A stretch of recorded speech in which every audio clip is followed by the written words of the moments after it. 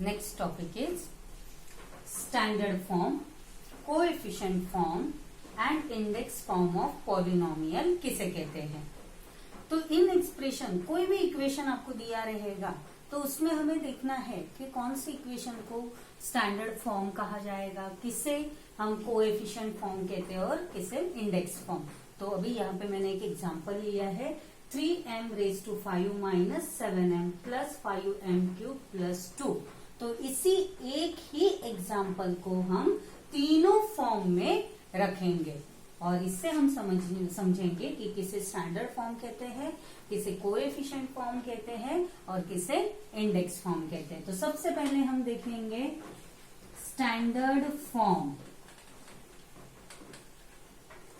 Standard form में polynomial को लिखना मतलब ही होता है अरेंजिंग दिस इक्वेशन और या जो भी पावर दिया है इंडेक्स है, इंडेक्स वाइज डिसेंडिंग ऑर्डर में अरेंज करना। डिसेंडिंग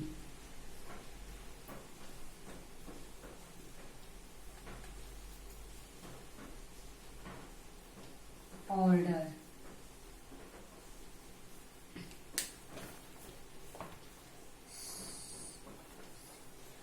किसमें अरेंज करना है हमें? Descending order. किससे डिसेंडिंग ऑर्डर में अरेंज करेंगे?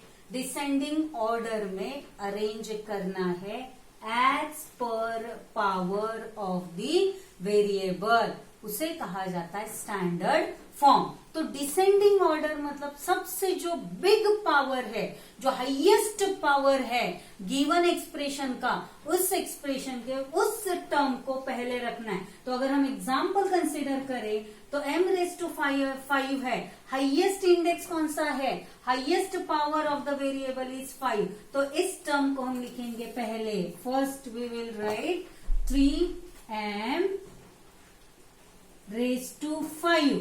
नाउ 5 के बाद कौन सा नंबर है? यहाँ पे m⁵ कुछ नहीं है, मतलब क्या है? 1 है। और 2 के साथ m⁵0 है, मतलब 2 तो ऐसे भी लास्ट में ही आने वाला है। कांस्टेंट टर्म हमेशा एंड में ही आती है। तो 3m⁵ और इसके बाद आएगा क्यूब प्लस 5m³। उस टर्म के आगे जो साइन है उस साइन के साथ लेना है हमें, प्लस 5m³ 5m³ के बाद उससे अभी स्मॉल वन कौन है? m⁻1, लेकिन उसका ऑपरेटर है -7m and last term is +2। बस इसी को कहा जाता है स्टैंडर्ड फॉर्म। तो स्टैंडर्ड फॉर्म का मतलब क्या है?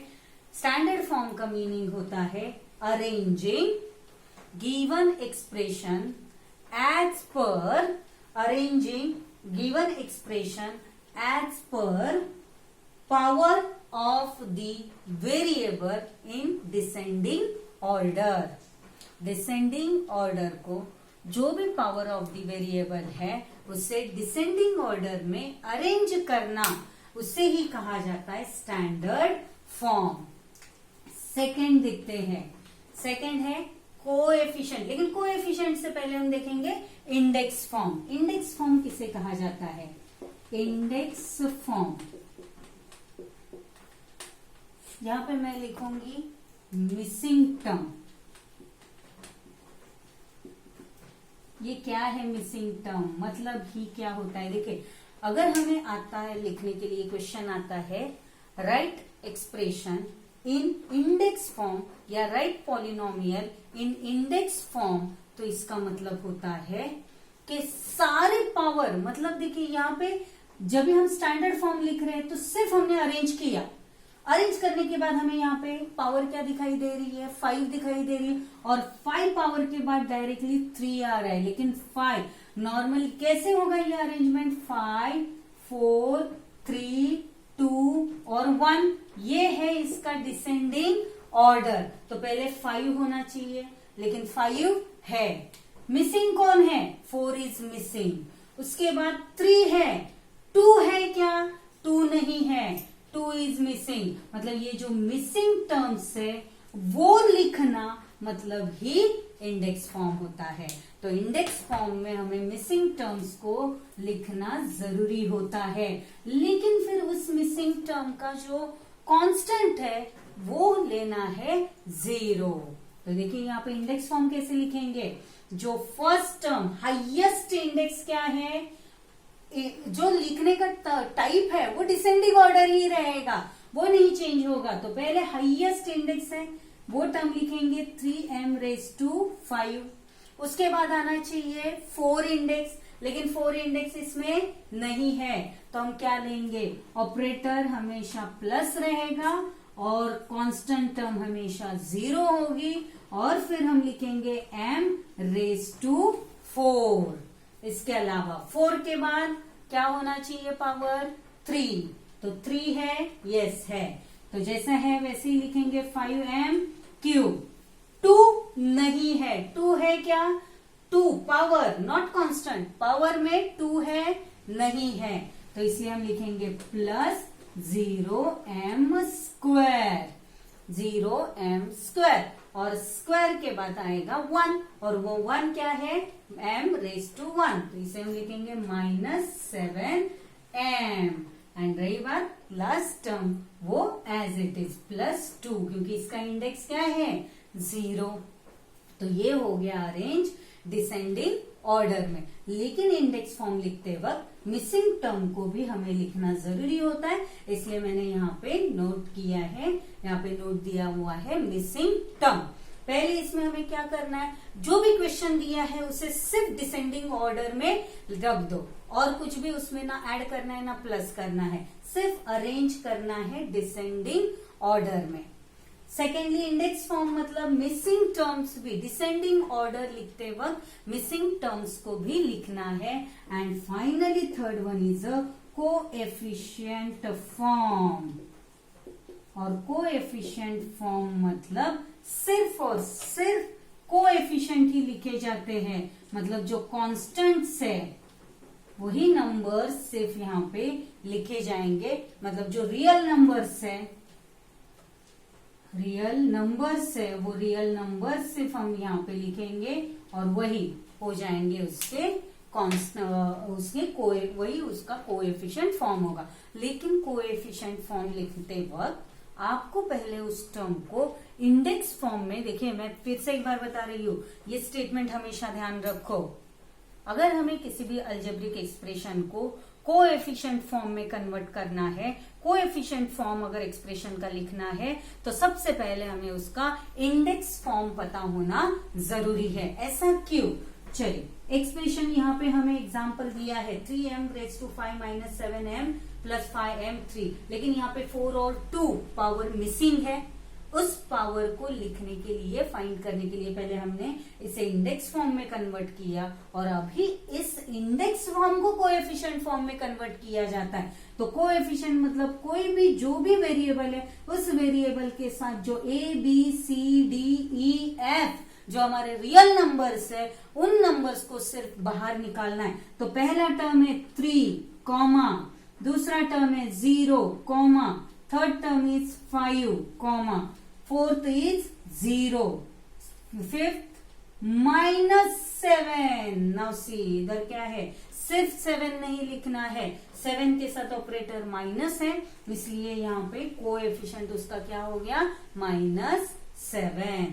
And last one is 2। Now read it, 0 1 2 3 4 5। तो इंडेक्स हाईएस्ट इंडेक्स क्या है 5, ये हो गया इसका कोएफिशिएंट फॉर्म। तो कोएफिशिएंट फॉर्म में सिर्फ और सिर्फ उस एग्जाम्पल, जो भी एग्जाम्पल दिए रहेंगे उनके जो a b c d real numbers है उन्हें सिर्फ प्लेस करना, लेकिन with missing terms.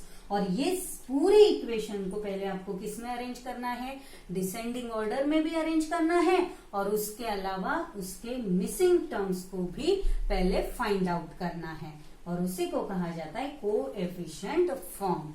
Write down. और अभी हम स्टार्ट करेंगे प्रैक्टिस से 3.1 उसके पहले कुछ सॉल्व एग्जाम्पल भी देखेंगे। पहले इसे लिख लीजिए, राइट डाउन।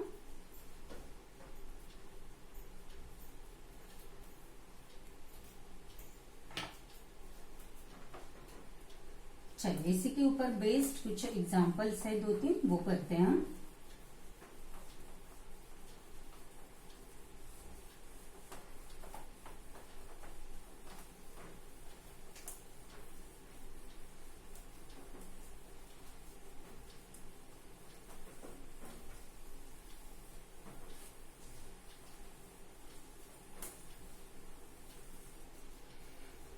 चलिए page number 39, solve example. Solve example.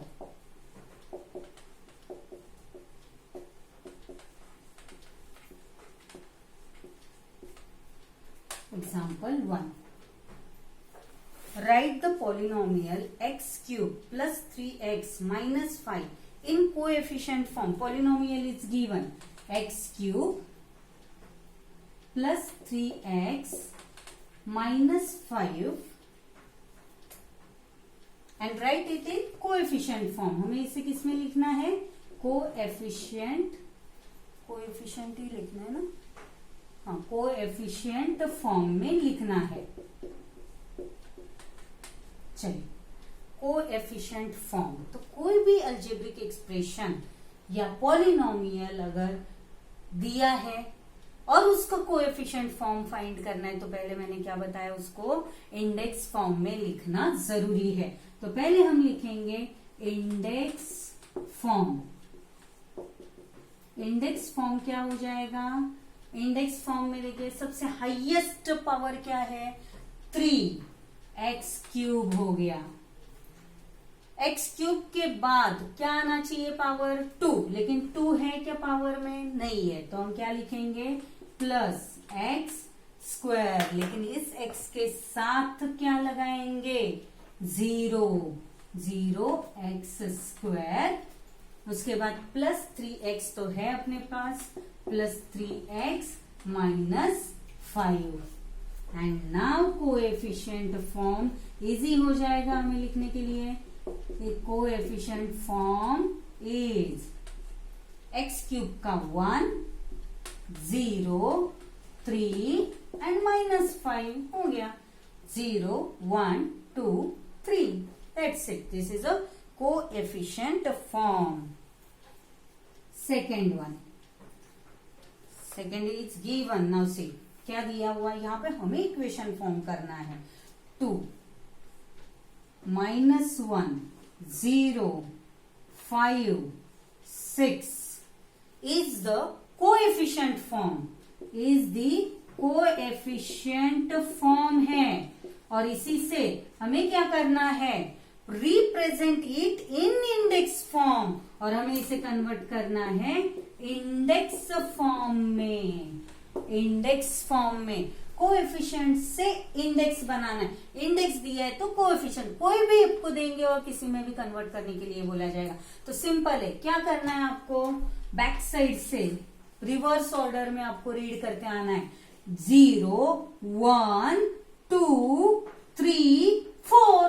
तो इसका हाईएस्ट इंडेक्स क्या हो गया? 4। सो वेरिएबल आपको जो चाहिए वो यूज करो। x आपको वेरिएबल दिया है क्या? यहाँ पे नहीं दिया हुआ है, तो वेरिएबल आप कोई भी यूज करो। मैं x यूज करती हूँ, तो 0, 1, 2, 3, क्योंकि देखिए कोएफिशिएंट फॉर्म हमेशा डिसेंडिंग ऑर्डर में ही होता है, इसलिए हम पीछे से रीड करते आएंगे। 0, 1, 2, 3, 4। So index form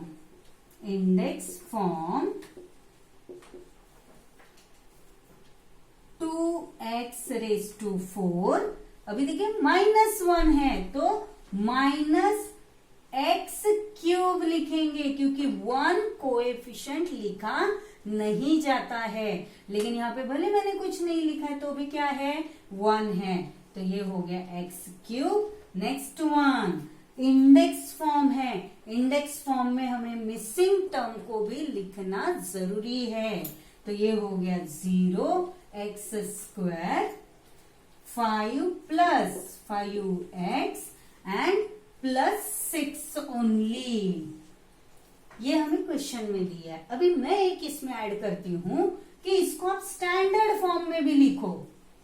standard form, standard form में हमें मिसिंग वैल्यूज को लिखने की जरूरत नहीं है। तो स्टैंडर्ड फॉर्म क्या हो जाएगा इसका? स्टैंडर्ड फॉर्म, जीरो को हटाओ, बाकी सारे टर्म्स को लिख दो। सो ये हो गया 2x⁴ minus x³ plus 5x plus 6 is the standard form. सिर्फ हमने स्टैंडर्ड फॉर्म से मिसिंग टर्म को हटा दिया। समझ गए? Write down these are the solved example. और अभी हम स्टार्ट करेंगे प्रैक्टिस सेट 3.1। Write down